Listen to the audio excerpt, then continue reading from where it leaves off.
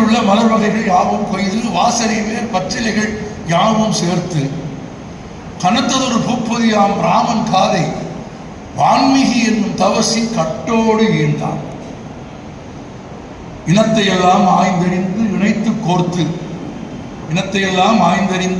கோர்த்து இடை கிடந்த மாசு மருவு யாவும் நீக்கி தனித்த மனம் அறம் திகழும் மாலையாக்கி தரணிக்கே சூட்டி வைத்தான் கம்பன் தானே. நிறைந்த அவைக்கு தலை தாழ்ந்த பணிவான வணக்கம். நண்பர்களே, ஒரு சிறிய அறிமுகம் நான் இந்த அரங்கத்தில் சொல்லிவிட்டு பிறகு எனக்கான தலைப்பில் பேச விரும்புகிறேன். 2002ஆம் ஆண்டிலிருந்தே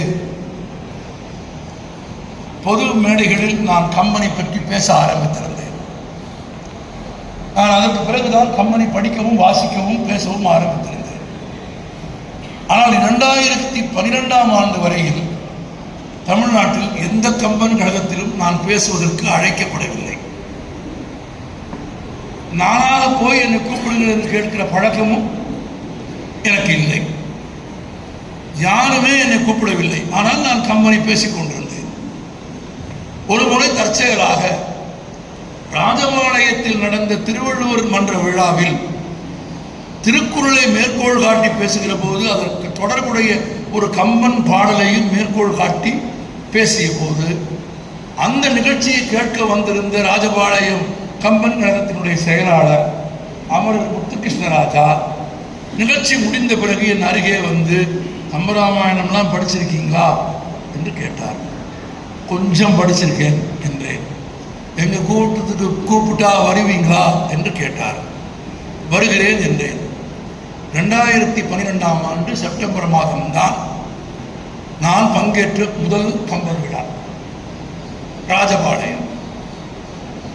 அதற்கு முன்பு எந்த கம்பன் விழாவிலும் நான் பேசுவதில்லை, அழைக்கப்பட்டதில்லை. முதல் கூட்டம் ராஜபாளையம். நிகழ்ச்சியில் என்னோடு வேறு சில சான்றோர்களும் பேசினார்கள். அவர்கள் பல ஆண்டு காலம் கம்பனை பற்றி கம்பன் விழாக்களில் பேசிக் கொண்டிருப்பவர்கள். அந்த அரங்கத்தில் அன்றைக்கு நான் தான் புதுமுகம். எனக்கு தரப்பட்ட நேரம் 45 நிமிடம்.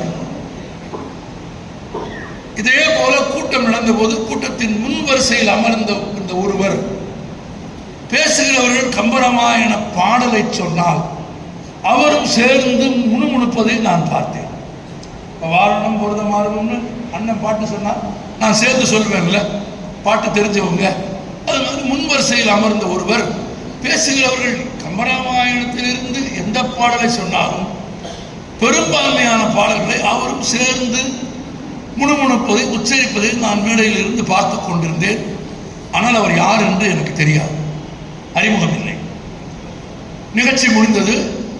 முதல் நிகழ்ச்சி என்பதால் மிகுந்த பிரயத்தனத்தோடு முறையாக தயார் செய்து ஓரளவு நன்றாக பேசி நல்ல பேர் எடுத்தேன். பேசி முடித்துவிட்டு கீழே இறங்கினோம். முன்வரிசையில் அமர்ந்திருந்த எல்லோரையும், அந்த நிகழ்ச்சிக்கு வந்திருந்த எல்லோரும் சந்தித்து பேசி உரையாடி கொண்டிருந்த போது நான் மேலே இருந்து பார்த்த அந்த மனிதர் ஒரு 5 அடி உயரம் இருந்தார். நல்ல கருப்பாக இருந்தார். வெள்ளை உடை அணிந்திருந்தார். தலைமுடி தாடி எல்லாம் வெள்ளை. இன்னும் சொல்ல போனால் கருப்பாக இருக்கிற திருவள்ளுவர் அகத்தியர் மாதிரி இருந்தார். மேடையிலிருந்து நான் பார்த்தபோது எனக்கு யார் என்று தெரியாது. கீழே இறங்கி வந்த உடனேயே என்னோடு பேசி எல்லோரும் போய் அவரை வணங்கினார்கள்.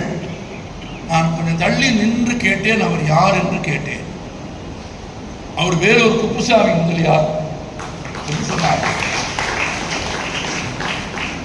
கம்பராமாயணத்தில் அவருக்கு ஈடுபாடு போல இருக்கிறது என்று தெரிந்த காலத்தில் அறிமுகப்படுத்தியவரே சொன்னார், தமிழ்நாட்டில் 1000 கம்பன் விழாக்களை கலந்து கொண்டு அதை செவிமடுத்த பேசிய பெருமை அவருக்கு உண்டு என்றார். 1000 கம்பன் விழாக்களா? நான் அப்போதான் முதல் கம்பன் விழா முடிச்சுட்டு வந்து நிற்கிறேன். எல்லோரும் வணங்கி கொண்டிருந்த போது கூட்டத்தினரை விலக்கி ஐயா என்னை அழைத்தார். நான் அவரை நெருங்கி போனேன், வணக்கம் சொன்னேன். என் உயரத்திற்கு தன் கைகளை உயர்த்தினார்.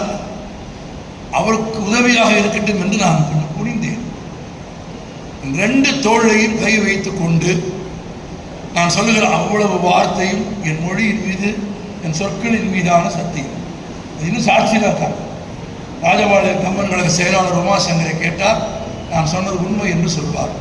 என் 2 தோள்களிலும் கை வைத்து என்னை தன் பக்கத்தில் இழுத்து குப்புசாமி முதலியார் என் முகம் பார்த்து சொன்னார், எனக்கு மிகுந்த மகிழ்ச்சியாக இருக்கிறது. 40-50 ஆண்டுகளுக்கு பிறகு நான் கம்பன் விழா மேடையில் என் ஜீவாவை பார்த்தேன் என்று சொன்னார். அதை கலங்கிய கண்களோடு சொன்னார், நான் ஜீவா அளவுக்கு உயரமானவன் இல்லை என்று எனக்கு நன்றாக தெரியும். ஆனால் குப்புசாமி முதலியாரின் பெருமை, அவரது பெருந்தன்மை, உன்னை என் பேச்சை கேட்டுவிட்டு என் ஜீவாவை நான் பார்த்தேன் என்று சொன்ன கணத்தில் நான் முடிவெடுத்தேன், இனிமேல் கம்பன் விழாக்களில் தொடர்ந்து பேசுவது என்று முடிவெடுத்தேன். இந்த 12 ஆண்டுகளில் அண்ணன் சொன்னது போல் உலகத்தின் பல நாடுகளில் தமிழ்நாட்டில் நடைபெற்ற பெரும்பான்மையான கம்பன் கழக கூட்டங்களில் நான் கலந்து கொண்டு இருக்கிறேன், கலந்து கொண்டு விட்டேன் என்பது எனக்கு மகிழ்ச்சியாக இருந்தாலும், என் ஜீவாவை நான் பார்த்தேன் என்று என் முதல் கூட்டத்தில் கலங்கிய கண்களோடு சொல்லி என்னை வாழ்த்திய குப்புசாமி முதலியார் தொடங்கிய வேலூர் கம்பன் கழகத்தில் பேசுவதைத்தான் என் வாழ்நாளின் பெரும் பேராக கருதுகிறேன். அவர் தொடங்கி வைத்த பணிதான், அவர் தொட்டு ஆசீர்வதித்ததுதான். அன்றைக்குத்தான் நான் முடிவெடுத்தேன் தொடர்ந்து கம்பன் விழாக்களில் பேசுவது. அப்படி கம்பனை தொடர்ந்து பேச வேண்டும் என்ற ஆசையை எனக்குள் உருவாக்கிய பலர்கள் குப்புசாமி முதலியார் முதன்மையானவர். இந்த புகைப்படத்திற்கு நாங்கள் எல்லோரும் அஞ்சலி செலுத்திய போது நான் வழக்கமாக அஞ்சலி செலுத்தினேன் என்று யாரும் கருதாதீர்கள்.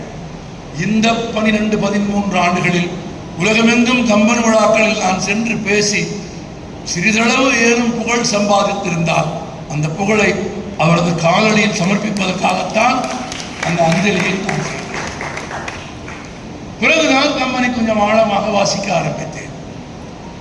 நண்பர்களே, சில முக்கியமான அடிப்படையான செய்திகளை கம்பராமாயணம் பற்றி உங்களுக்கு சொல்ல வேண்டும். செல்வம் அப்படி விரைவாக குறிப்புகளாக சொல்லிக் கொண்டு போனார். திரு செல்வம் சொன்ன விஷயங்களையே நான் சுருக்கி இன்னும் நெருக்கமாக சொல்கிறேன். இந்த உலகத்தில் 300 ராமாயணங்கள் இருக்கு. மொத்த உலகத்தில் இந்திய மொழிகளில், இந்தியாவிற்கு வெளியே இருக்கிற மொழிகளில், இந்திய மொழிகளிலே ஒரே மொழியிலே 1-2 என்றெல்லாம் கூட இருக்கிறது. இந்திய மொழிகள், இந்தியாவிற்கு வெளியே இருக்கிற மொழிகள் என்று இந்த உலகத்தில் மொத்தம் எழுதப்பட்ட ராமாயணங்கள் 300. எழுதப்பட்ட 300 ராமாயணங்களுக்கும் முதல் நூல், தொடக்க நூல் வடமொழியில் வால்மீகி எழுதிய ராமாயணம். அதனாலே அதை ஆதி காவியம் என்பார்கள், அதை முதல் நூல் என்பார்கள். கம்பனும் அதை பெருமைப்படுத்துகிறான். ஆனால் வால்மீகிக்கு முன்பும் இந்தியாவில், இந்திய மக்களில், இந்திய வாழ்க்கையில் பேசப்பட்டு கொண்டே இருந்த ஒரு கதை ராமாயணம். மரபாக இந்திய மக்களின் வாழ்க்கையில் நீண்ட காலமாக பேசப்பட்ட ஒரு கதையைத்தான் வால்மீகி முதலில் வடமொழியில் எழுதுகிறார். வால்மீகி வடமொழியில் எழுதியதற்கு பிறகு அதை பின்பற்றி, அதை அடியொற்றி உலகில் 300 மொழிகளில் ராமாயணம் எழுதப்பட்டிருந்தாலும் முதல் நூலான வால்மீகியையும் கடந்த புகழ்பெற்ற ஒரு படைப்பு இந்த உலகத்தில் உண்டென்றால் தமிழில் கவிச்சக்கரவர்த்தி கம்பன் ஆக்கிய கம்பராமாயணம். அளவிலும் அழகிலும் இன்றைக்கும் உலகின் காப்பியங்களில் கம்பராமாயணத்திற்கு இணையான ஒரு காப்பியம் இல்லை என்று வரகநேரி வெங்கட சுப்பையர் என்று அழைக்கப்பட்ட வாவேஸ்வய்யர், ஆங்கிலம் படித்த ஆங்கிலேஸ்வய்யர், ஆங்கில காப்பியங்களையும் கிரேக்க காப்பியங்களையும் மூல மொழியில் படித்த வாவேஸ்வய்யர் ஆங்கிலத்தில் எழுதிய புத்தகத்தை திரு செல்வம் மேற்கோளாக காட்டினார்.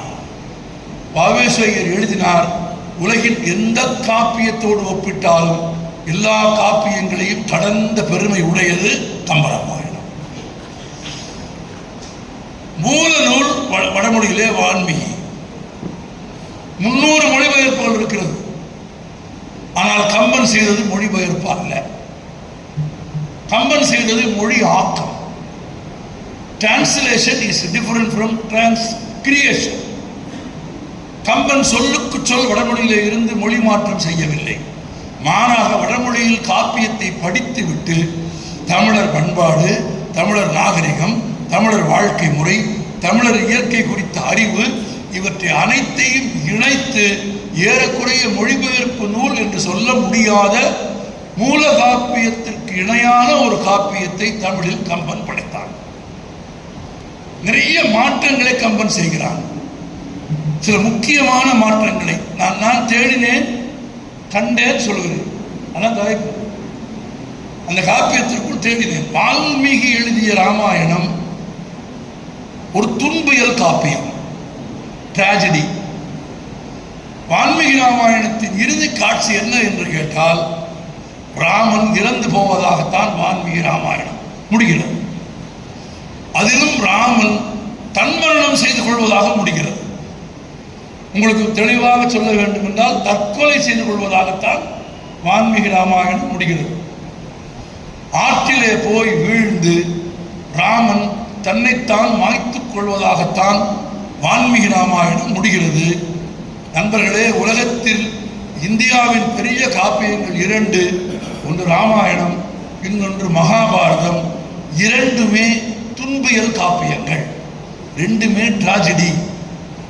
ராமாயணம் ராமன் தற்கொலை செய்து கொள்வதில் போய் முடிகிறது.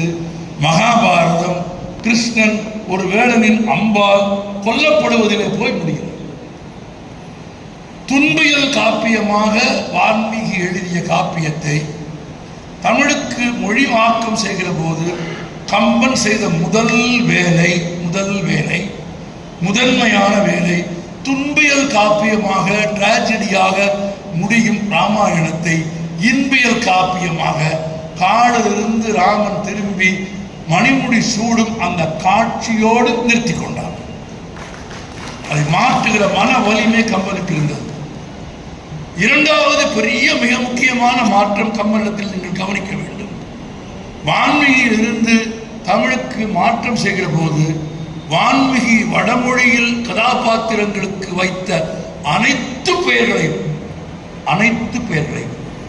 அனைத்து பெயர்கள்னா கதாநாயகன் முக்கியமான கதாபாத்திரங்கள் மட்டுமல்ல, மொத்த காப்பியத்திலும் ஒரே ஒரு காட்சியில் ஒரே ஒரு பாடலில் வந்து போகிற கதாபாத்திரத்திற்கு கூட 10,500 பாட்டில் ஒரே ஒரு பாட்டில் வந்து ஒரே ஒரு வார்த்தை கூட பேசாமல் போகிற ஒரு கதாபாத்திரத்திற்கு கூட மொத்தமாக வான்மீகியிலிருந்து தமிழுக்கு மொழி ஆக்கம் செய்கிற போது வான்மீகி வடமொழியில் வைத்த அனைத்து பெயர்களுக்கும் தமிழ் பெயர் சூட்டி அதை தமிழ் காப்பியமாக்கிய பெருமை கம்பனுக்கு.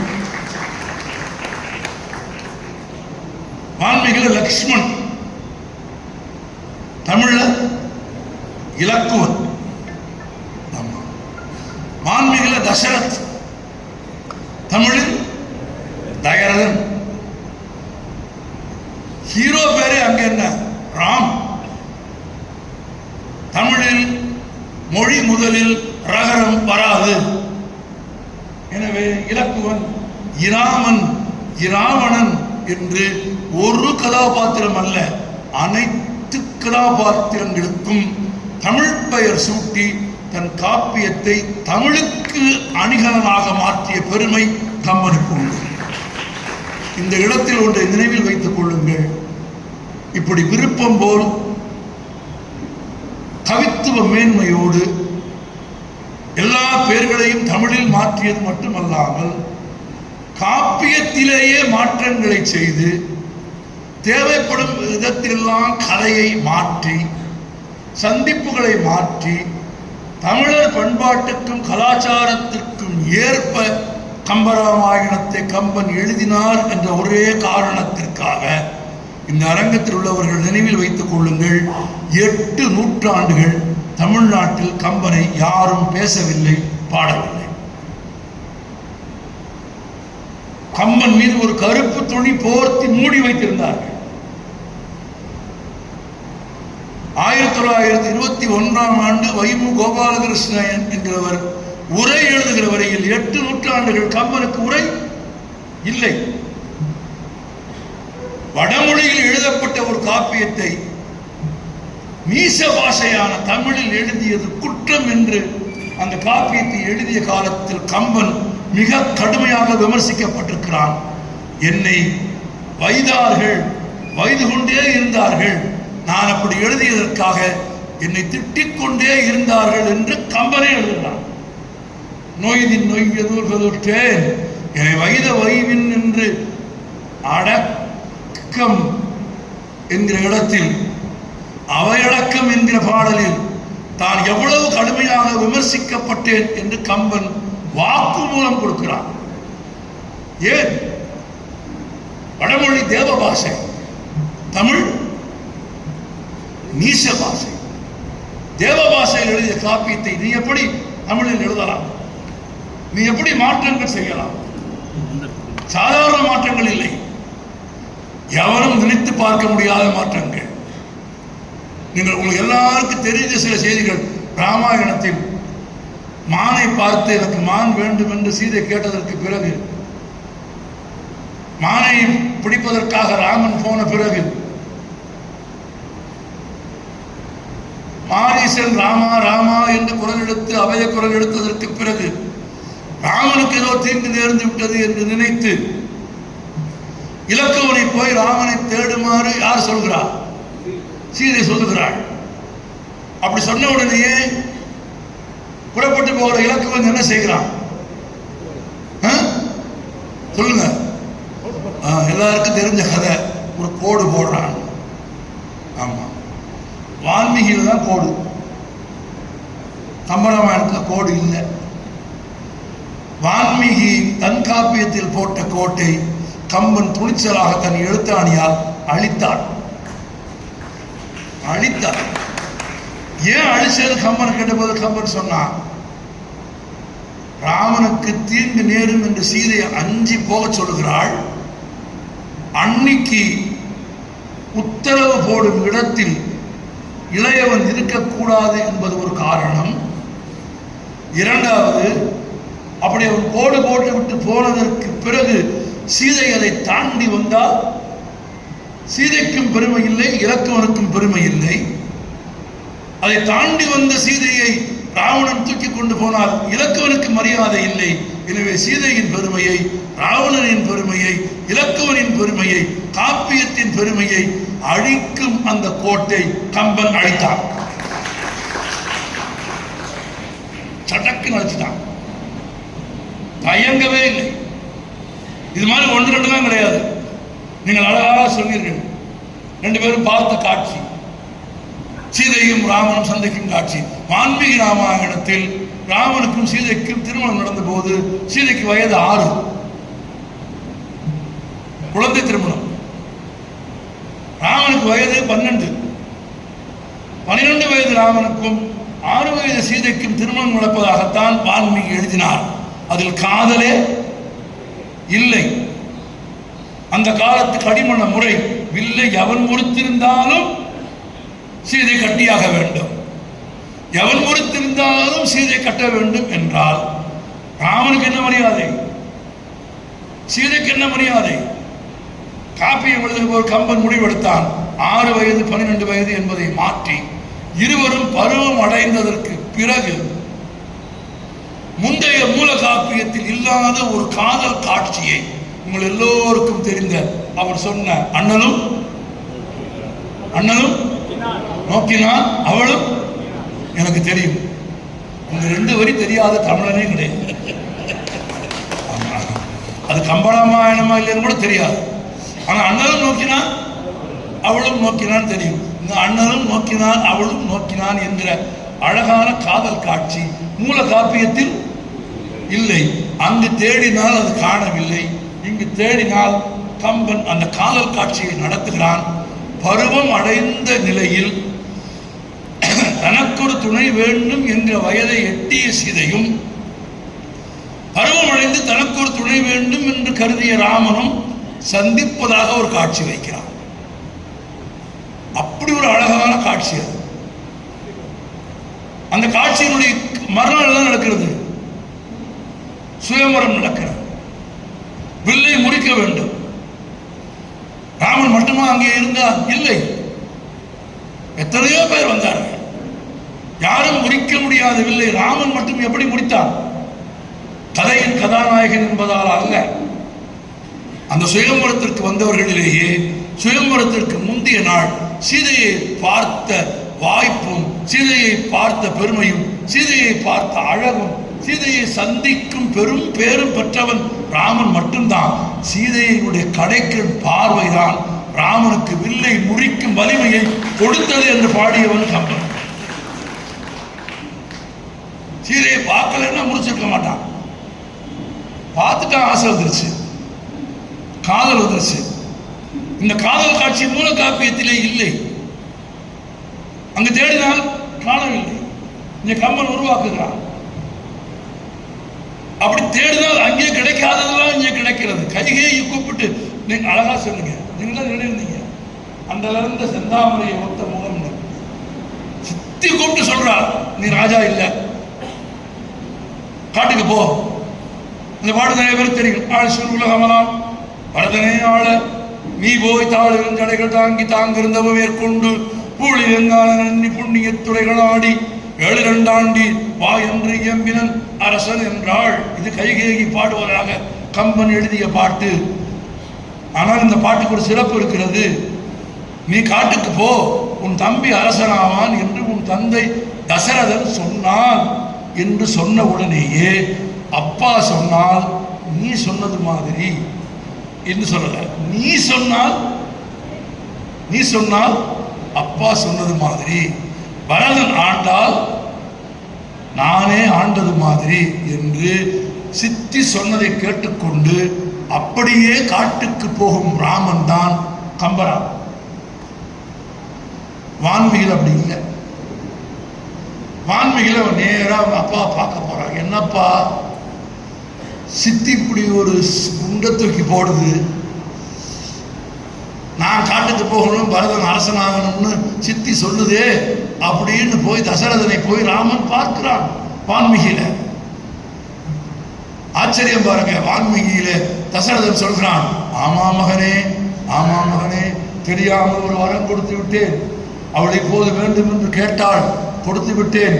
2 வரங்கள், ஒன்றில் பரதன் நாடாள வேண்டும், இன்னொன்று நீ காட்டுக்கு போக வேண்டும் என்று வேறு வழி இல்லாமல் கொடுத்து விட்டேன் மகனே. இது யார் சொல்றா? மூல காப்பியத்தில் வான்மிகி எழுதிய ராமாயணத்தில் தசரதர் சொல்கிறான், மகனே ராமா, இது கைகேயிக்கும் எனக்குமான விஷயம், உன்னை கட்டுப்படுத்தாது. நீ குடும்பத்தில் மூத்தவன், நீ திரும்ப போய் நீயாச்சு உன் பொண்டாட்டியாச்சு, நீயாச்சு வரமாச்சு, அது என்னை கட்டுப்படுத்தாது. நான் தான் ராஜா என்று சொல்லிவிடு என்று சொல்லுவதாக ஒரு காட்சி வான்மீகத்தில் இருக்கிறது. கம்பன் அதை நீக்கினான். ஏன் தெரியுமா? இந்த பக்கம் வரம் கொடுத்து விட்டு அந்த பக்கம் மகனே எனக்கும் அதுக்கும் சம்பந்தம் இல்லை, நீ போய் திரும்ப அரசாட்சியை கேட்டுக்கொள் என்று தசரதன் சொன்னால் தசரதனுக்கு பெருமையா, மதிப்பா?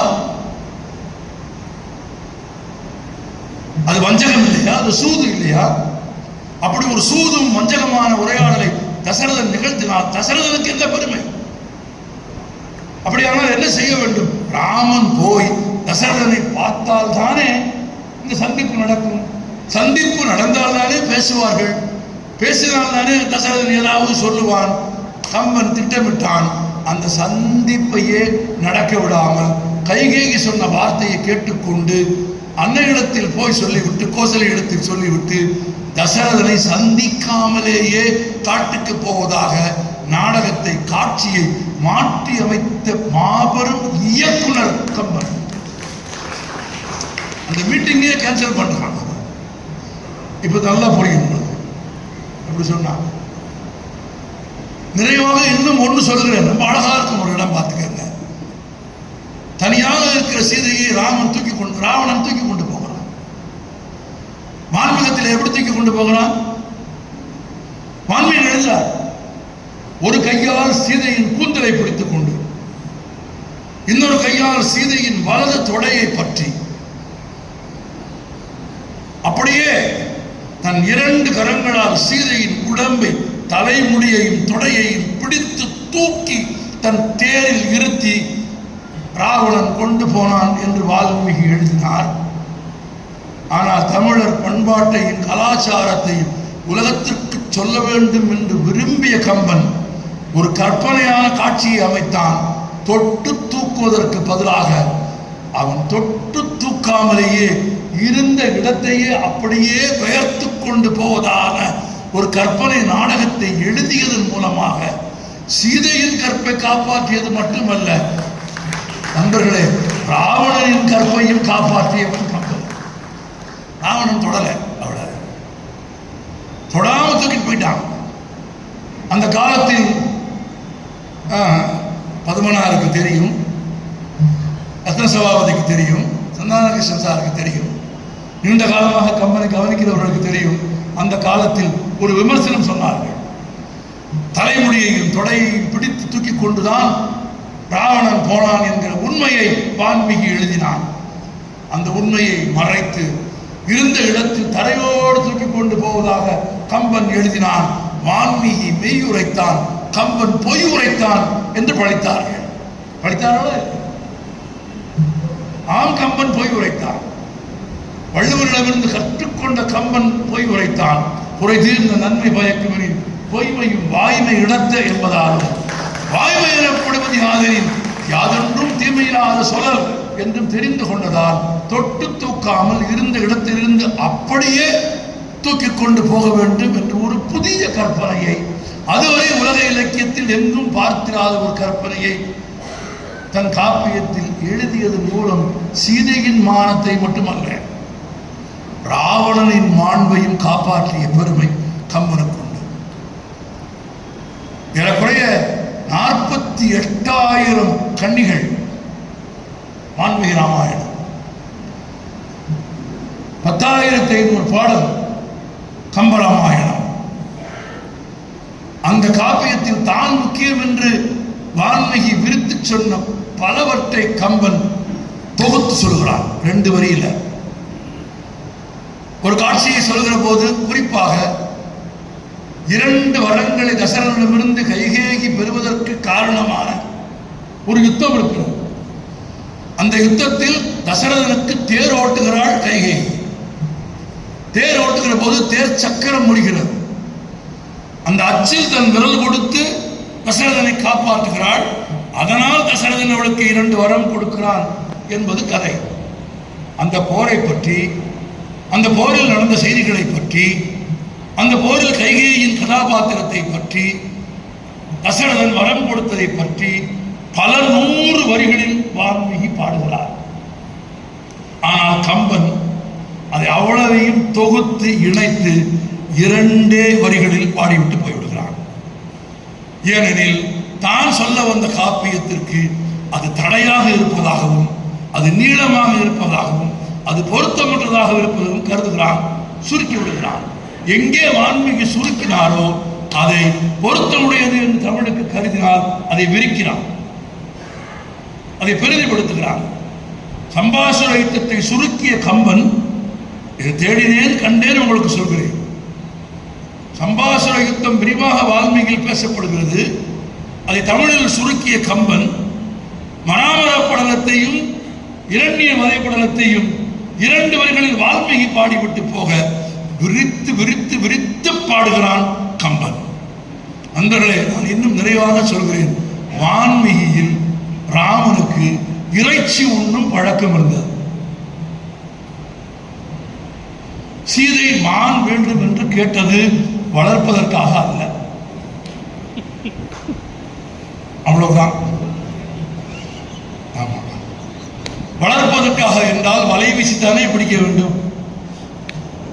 நான் ஆன்மீக ராமாயணத்தை சொல்கிறேன். வளர்ப்பதற்காக என்றால் வலை வீசித்தான் பிடிக்க வேண்டும்.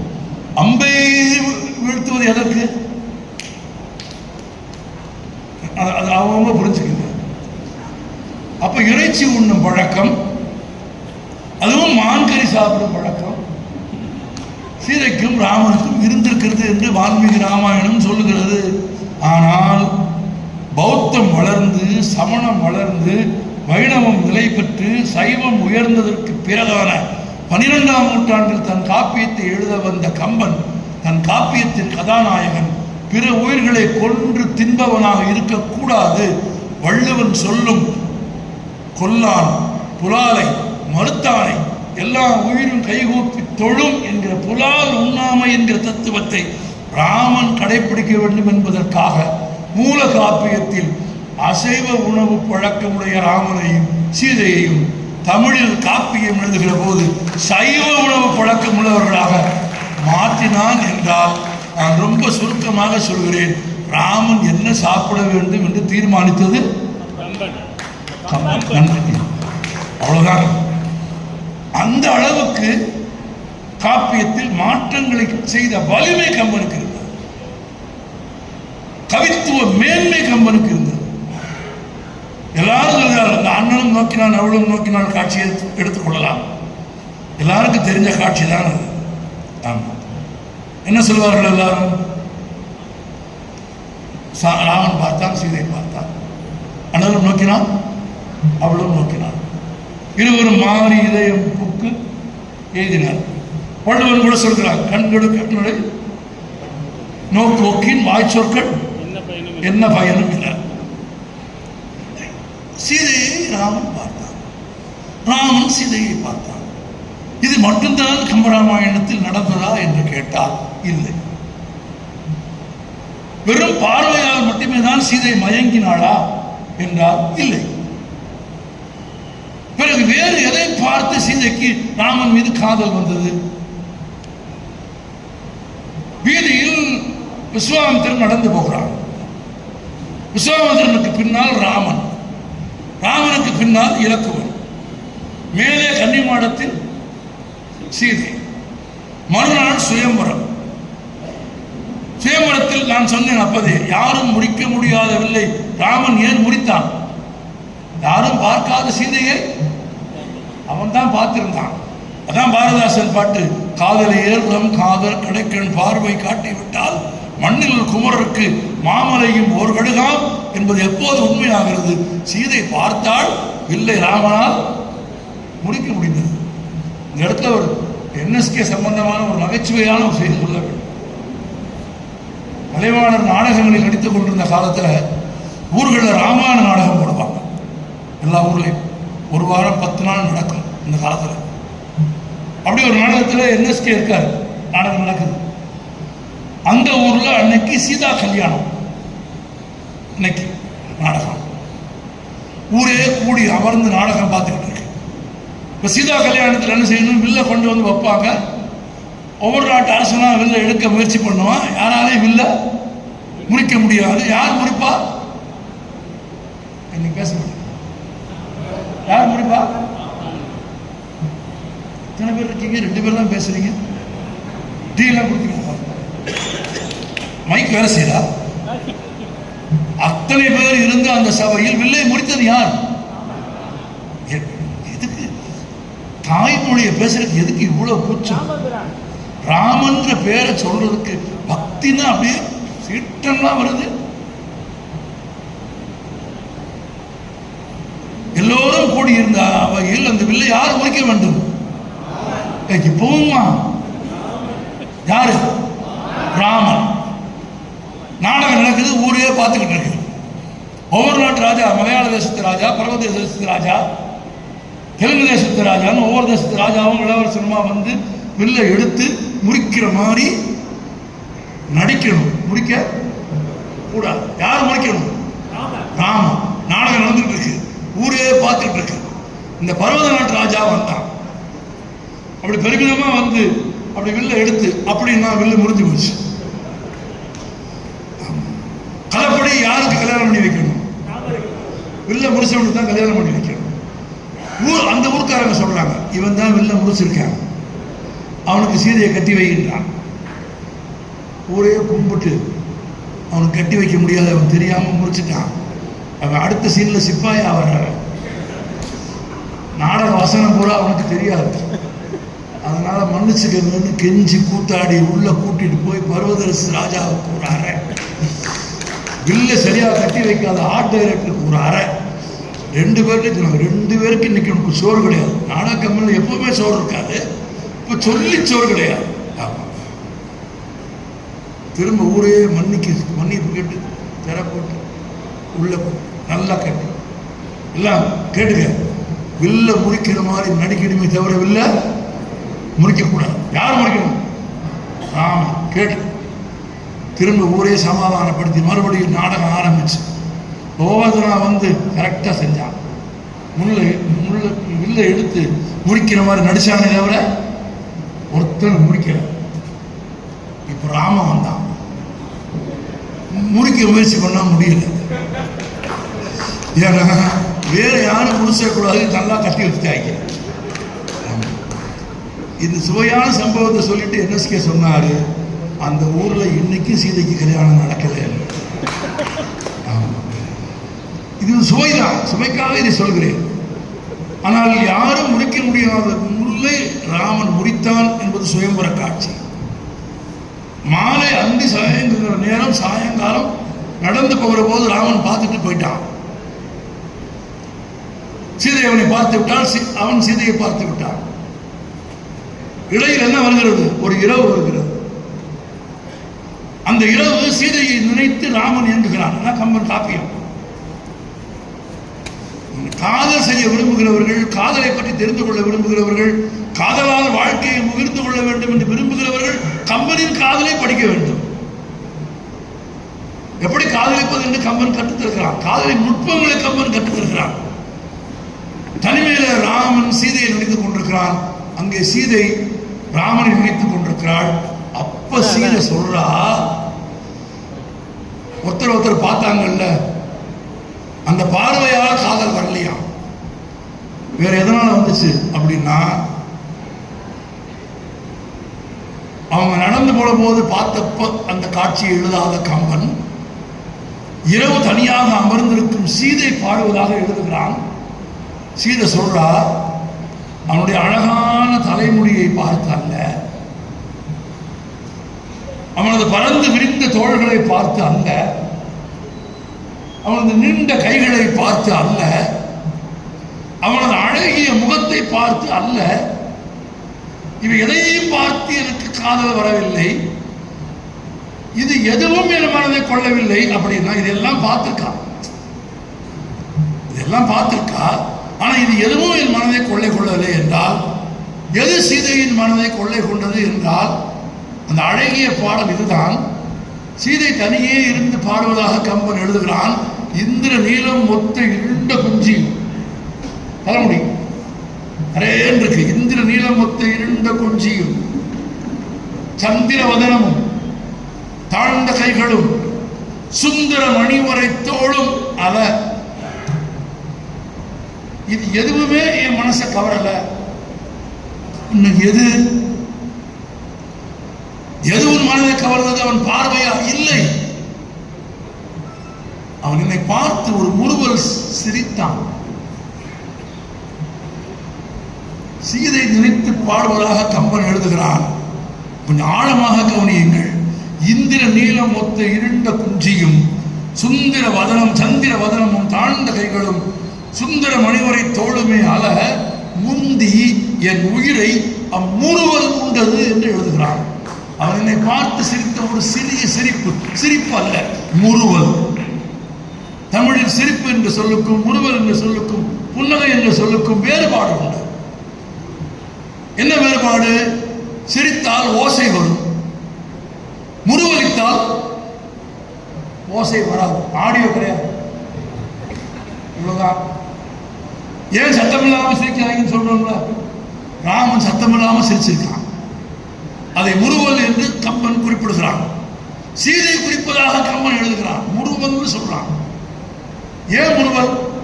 நடந்து வந்தவன் அவளை பார்த்தான். அவளை பார்த்ததுமே அவளை பார்த்து ஒரு புன்னகையை, ஓசை இல்லாத ஒரு முறுவலை ராமன் தருகிறான். அதுதான் என் உயிரை உண்டது என்று சீதை பாடுகிறாள். ஏன் ஓசையற்ற சிரிப்பு தெரியுமா? அதுதான் காவிய நுட்பம், கவி நுட்பம். முன்னே போனது முனிவன், பின்னே வந்தது தம்பி.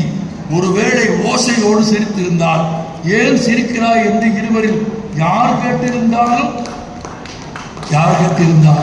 தன் அந்தரங்கத்தை பந்தி வைக்க வேண்டிய தர்ம சங்கடமான நிலை வந்துவிடும் என்பதால் ஓசையற்ற ஒரு முறுவலால் அவன் என் உள்ளத்தை கவர்ந்தான் என்று எழுதினார். வெறும் அண்ணலும் நோக்கினான், அவளும் நோக்கினால் மட்டும் காதல் நடக்கவில்லை. அதற்கு பிறகு இந்த களவாணி பையன் ஒரு சிரிப்பு சிரிச்சான். அவளை பார்த்து களவாணி பையன் நான் சொல்றது இலக்கியமா சொன்னான். இந்த உள்ளம் கவர் கள்வன் அவளை பார்த்து ஓசையின்றி எழுப்பிய ஒரு முறுவலிலே தான் அந்த காதல் முகிழ்கிறது என்று கம்பன் பாடினார். மூலகாப்பியத்தில் இல்லாத ஒரு காதலை நீங்கள் இதில் பார்க்கலாம். இது மாதிரி நூறுக்கணக்கான ஆயிரக்கணக்கான கவித்துவ மேன்மைகளை, அற்புதங்களை கம்பராமாயணத்தில் நீங்கள் சொல்ல முடியும். காற்று கம்பன் பாடுகிறான், இரவை கம்பன் பாடுகிறான், நிலவை கம்பன் பாடுகிறான், சூரியனை கம்பன் பாடுகிறான், விலங்குகளை கம்பன் பாடுகிறான், நதிகளை கம்பன் பாடுகிறான். ஒரு காப்பியம் என்றால் அது கதை அல்ல, கதையை காப்பியமாக்குகிறான்.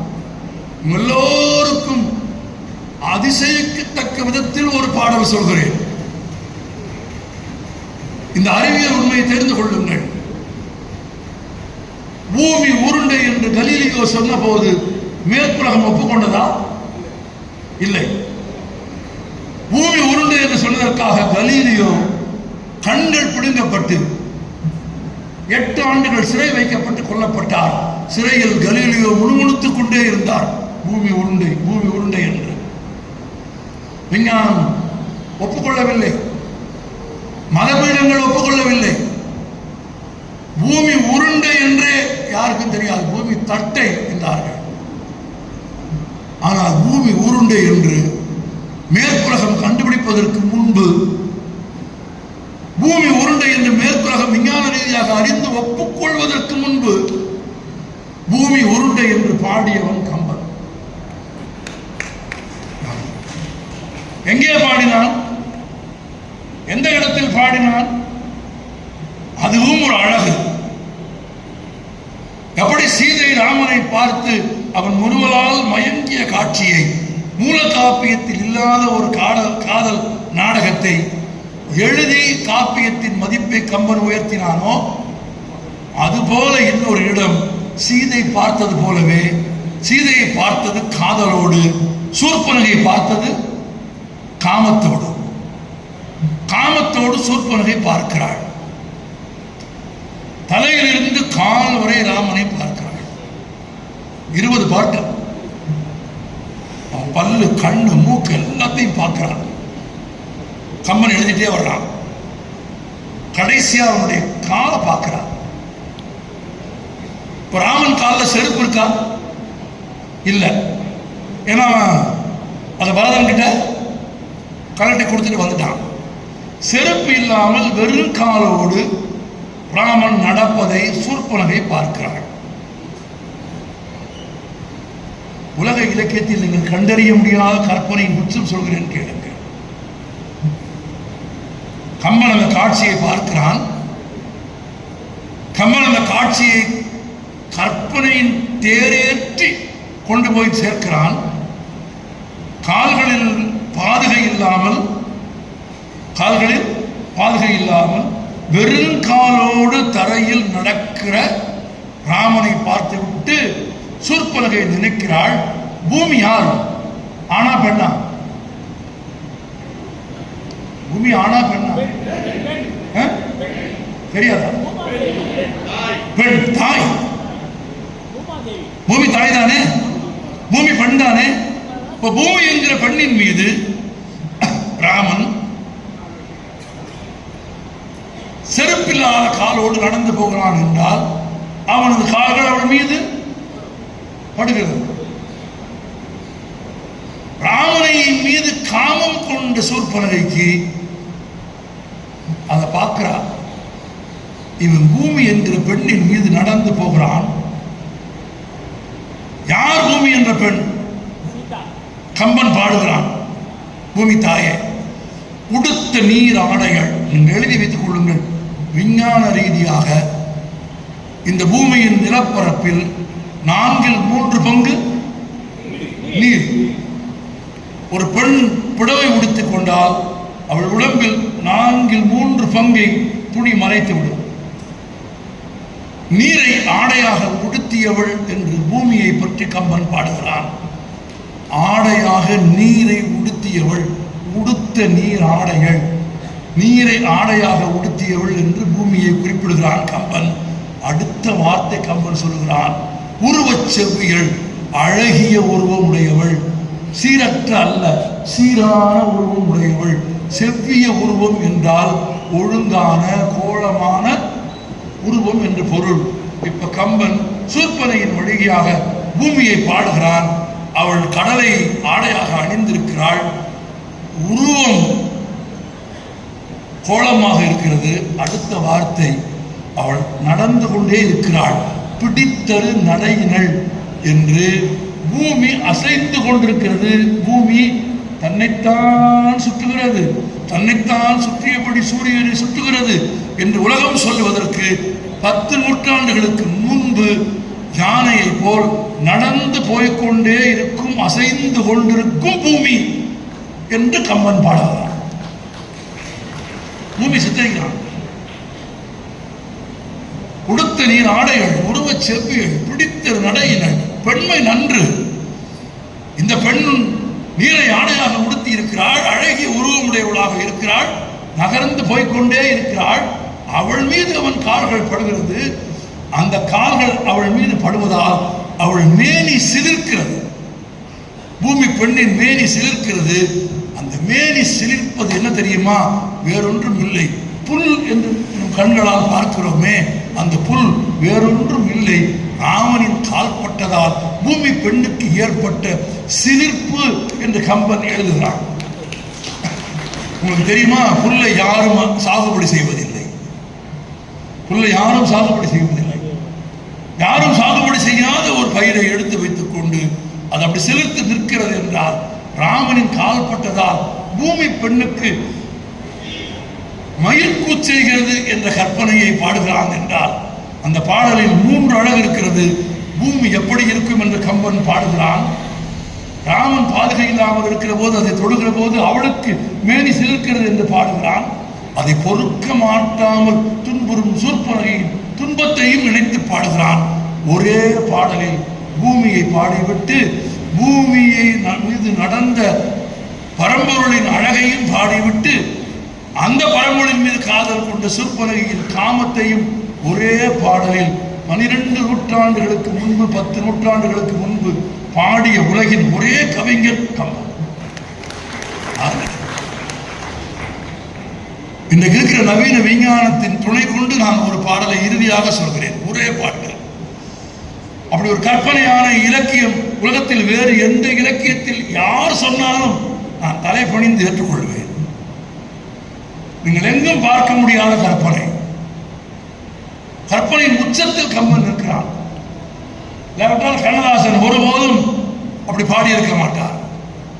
ஒரு சம்பவம் நடந்தது, காரைக்குடியில் கம்பன் விழா. கண்ணதாசனுக்கு அரசவை கவிஞர் பட்டம் கொடுத்தார்கள். காரைக்குடியில் பிறந்த கண்ணதாசனுக்கு அரசவை கவிஞர் பட்டம். காரைக்குடியில் பாராட்டு விழா நடத்தியது கம்பனடிப்பொடி. கம்பனடிப்பொடியின் அழைப்பை ஏற்று கண்ணதாசன் அந்த பாராட்டு விழாவுக்கு வந்து விட்டார்.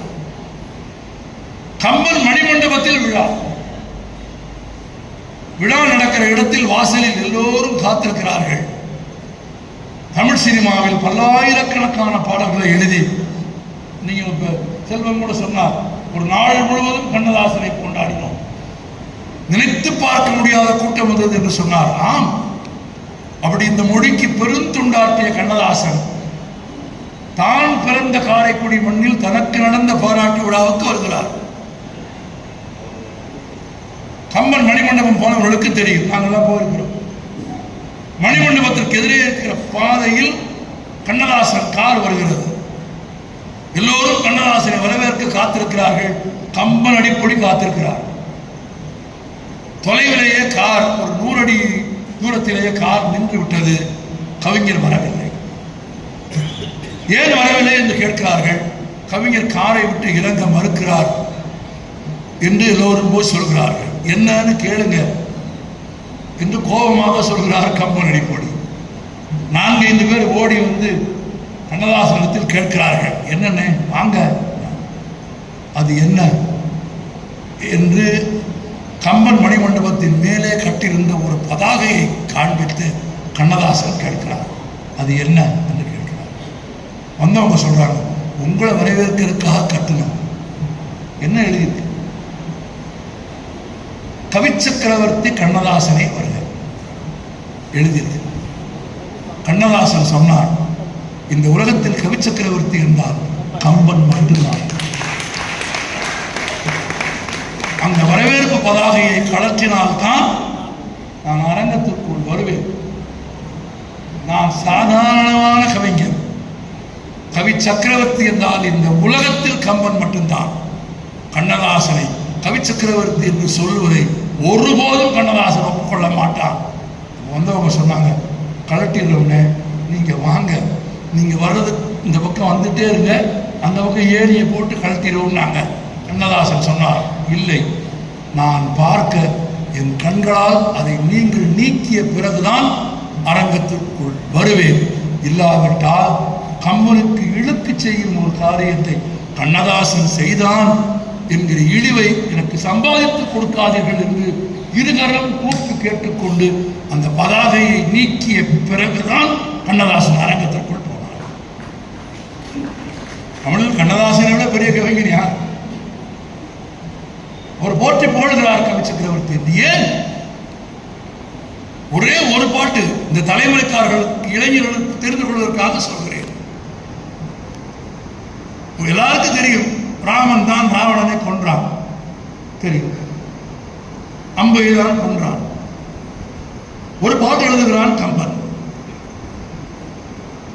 ராவணனின் உடலை துளைத்து, ராவணனின் உடலை துளைத்து வெளியேறி போய் போர்க்களத்தில் கிடந்த அம்புகளை கம்பன் பாடுகிறான்.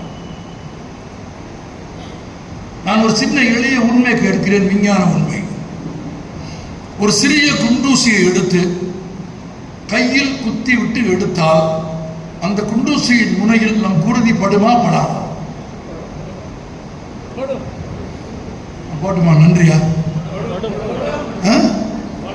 அதுக்கு இவ்வளவு படணுமா? நான் ஏங்க ஒரு உரையாடல் தாங்க, ஒரு குண்டூசி எடுத்து குத்திட்டு எடுத்தா கையில ரத்தம் படுமா படாதா? இதுல என்னங்க, நான் திரும்ப தயவு பண்ணி சொல்றேன். புத்தன் சொல்றான், மனித உடம்பில் 9 துவாரங்கள் இருக்கிறது. 9 துவாரங்களிலிருந்து வெளிப்படும் பொருட்களும் நறுமணமற்றதாக இருக்கிறது. வாயிலிருந்து வரும் சொற்களாவது நறுமணம் மிக்கதாக இருக்கட்டும் என்று சொல்றான். ஒன்று. இரண்டாவது, இந்த சமூகத்தில் நடத்தும் அனைத்து தீமைகளுக்கு காரணம் தீயவர்கள் அல்ல, நல்லவர்களின் மௌனம்.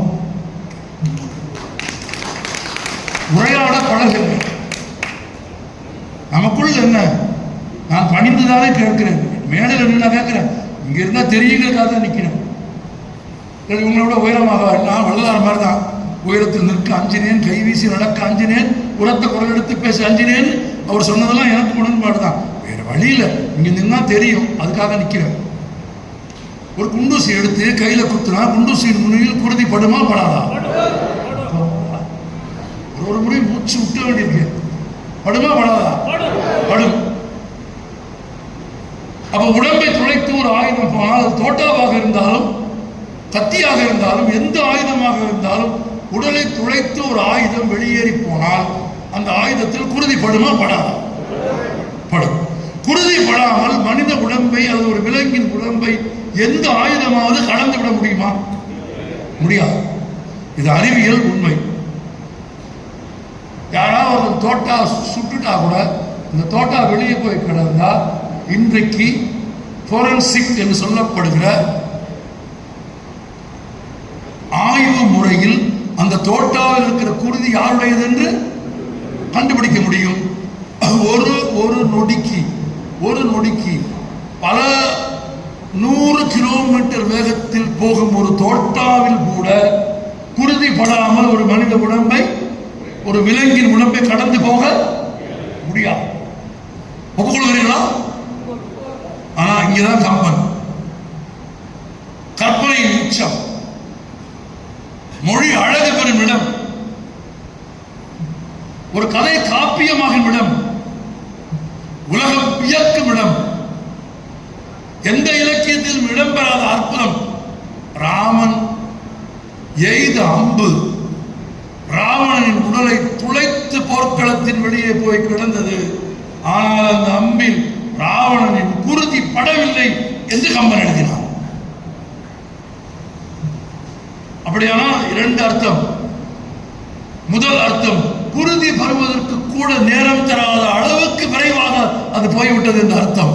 அப்படியானால் ஒரு பொருள், ஒரு ஆயுதம், ஒரு தோட்டா அல்லது ஒரு கத்தி, ஒரு அம்பு விரைவாக போவதற்கு, விரைவுக்கு இதுவரையில் இதற்கு இணையான இலக்கணம் உலக இலக்கியத்தில் உண்டா என்றால் இல்லை. குருதி படாமல் போய்விட்டது என்று எழுதினார். அவ்வளவு வேகமாக போய்விட்டது. அப்படி குருதி படாமல் போனது வேகத்தை குறிப்பதற்காக மட்டும் அல்ல. அந்த அம்பு ஏன் தன் மீது ராவணனின் குருதி படாமல் கடந்து போனது என்பதற்கு கம்பன் தரும் இன்னொரு நயம் இருக்கிறது.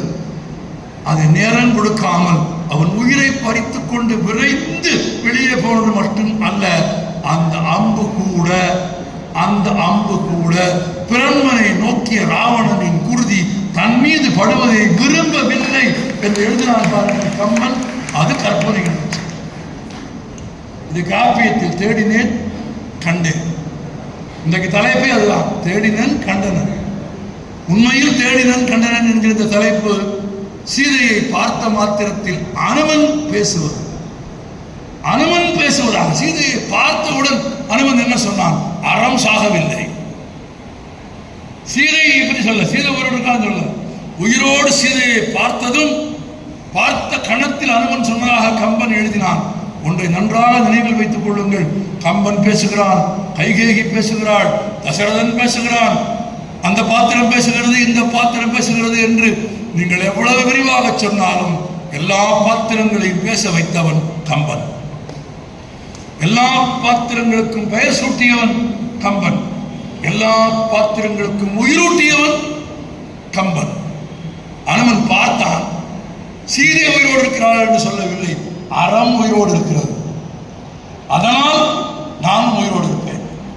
பார்த்தேன், தேடினேன், பார்த்தேன் என்று அங்கும் இங்கும் தேடினேன் கண்டனன் என்கிற இந்த ரெண்டு சொற்கள் சீதையை பார்த்த மாத்திரத்தில் சுந்தரகாண்டத்தில் காட்சி படலத்தில் அனுமன் பாடுவதாக கம்பன் எழுதிய பாடல்.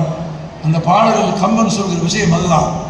தேடினால் கண்டடைவாய். அனுமன் தேடினான், கண்டான், அடைந்தான். பெரியோர்களே, நண்பர்களே, இளந்தலைமுறைக்காரர்களே, கம்பன் விழாக்களின் நோக்கம் கம்பனை தமிழர் கொண்டு போய் சேர்ப்பது, கம்பனை காப்பாற்றுவது. இன்னும் 100 1000 ஆண்டுகளுக்கு கம்பன் புகழ் பேசுகிற ஒரு தமிழகமாக தமிழ் சூழலில் தமிழ் வாழ்க்கை அமைய வேண்டும் என்பதுதான் குப்புசாமி முதலியார் உள்ளிட்ட இந்த அவையின் பெருமக்களில் அனைவரின் நோக்கம். எனவே காண கிடைக்காத பெரும் கவி சக்கரவர்த்தி கம்பன் 10,500 பாடல்களோடு அழகிலும் அளவிலும் மூல காப்பியத்தை விஞ்சிய ஒரு காப்பியத்தை உருவாக்கிய பெருமைக்குரியவன் கம்பன். எனவே கம்பனில் தேடுங்கள், கம்பனில் இலக்கியத்தை கண்டடைவீர்கள், கம்பனில் தேடுங்கள், மாண்பை கண்டடைவீர்கள்.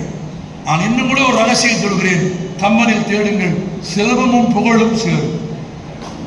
அண்ணா சிவக்கொழுந்து சொன்னதை நான் வழிமொழிகிறேன். ஆம், கம்பனோடு நிற்கிறவர்கள், கம்பனை பேசுகிறவர்கள், கம்பனை பாடுகிறவர்கள், கம்பனின் புகழ் சொல்கிறவர்களை கம்பன் வாழ்க்கையில் பொருளால் புகழால் அனைத்திலும் உயர்ந்த இடத்திற்கு வருமாறு உயர்த்துகிறான். அந்த ஆற்றலும் வலிமையும் கம்பன் தமிழுக்கு உண்டு, கம்பன் எழுத்தாணைக்கு உண்டு, கம்பன் எழுத்துக்கு உண்டு. எனவே நான் நிறைவாக ஒரு முழக்கம் செய்ய விரும்புகிறேன். பெருந்தன்மையாக வாய் திறந்து மனம் திறந்து இணைந்து சொல்லுங்கள், கம்பன் வாழ்க என்று சொல்கிறேன், கம்பன் என்று சொல்கிறேன், வாழ்க என்று சொல்லுங்கள். மனப்பூர்வமாக சொல்லுங்கள், கூச்சம் இல்லாமல் சொல்லுங்கள், வெட்கம் இல்லாமல் சொல்லுங்கள். நான் திரும்பவும் சொல்கிறேன், தமிழுக்கும் தமிழ் சூழலுக்கும் இன்றைக்கு ஏற்பட்டிருக்கிற பெரும் தீமையிலும் ஆபத்திலிருந்தும் தமிழை காப்பாற்ற வேண்டிய பெரும் பொறுப்பின் ஒரு பகுதியாக கம்பன் விழா நடக்கிறது. தமிழர்களுக்கு பிறமொழி பகைமை இல்லை. வடமொழியில் தேர்ச்சி பெற்று வடமொழி படித்து அந்த காப்பியத்தை தமிழுக்கு கொண்டு வந்தவன் கம்பன். தமிழர்கள் நிறைய மொழிகளை படிப்பார்கள்.